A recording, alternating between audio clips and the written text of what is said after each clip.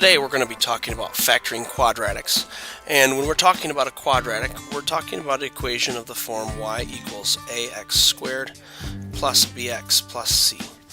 And to start out with our simplest version, we're going to start where the coefficient of x squared is 1. So let's use for an example y equals 1x squared plus 6x plus 5.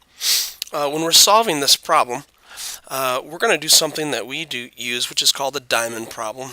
And in our diamond problem, we're looking for something that multiplies to whatever the coefficient of x squared is and the constant is multiplied together. So in this case, we're looking for something that multiplies to 5, and then we're looking for a value that's going to add up to 6. So we make a list of potential values, 1 and 5. Pretty much the only ones that multiply 5, those are the only factors of 5. So we know that this has got to be 1 and 5. From there, we're going to draw a generic rectangle. And in algebra, we often use a rectangle to represent the area, because if we look at the dimensions, it will give us area of these individual pieces in here. I always put this first term, 1x squared, in the first box, and I always put this value in the bottom. These two values from our diamond problem are my x's, and so we have 1x and we have 5x.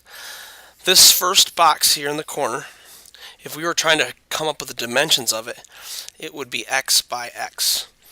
And so when we do this next box to the right, we know this vertical dimension is x. What would the horizontal dimension have to be to make the area 5x? And it would have to be 5.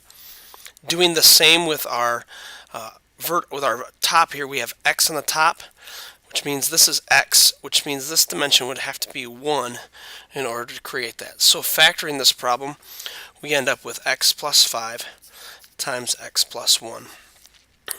That would be the factored form of that equation. Now, those aren't too bad, but when you have a number other than 1 in front of the problem, for example, if we had y equals 2x squared minus x minus 6, we're going to do the same process. We're going to create a diamond problem. In our diamond problem, we want it to multiply up to negative 12 and add up to negative 1. And there's a little bit larger list this time. We have 1 and negative 12, which could also be 1 and positive 12, negative 2 and 6, 2 and negative 6, 3 and negative 4, negative 3, and positive 4. And we want this to add up to a negative 1, so we're looking at using the 3 and the negative 4. So I go to make my generic rectangle, and again in my generic rectangle I take this first term and I put it in the top corner. I take the final term and I put it in the bottom corner.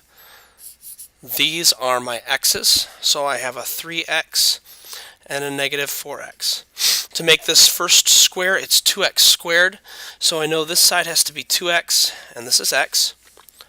2x would be the height for that box right there. In order to make it a negative 4x, this would have to be a negative 2. And to get this bottom square, we would have to have a 3. So when we put this in factored form, it is 2x plus 3 times x minus 2 equals y. And that is the factored form of the equation 2x squared minus x minus 6.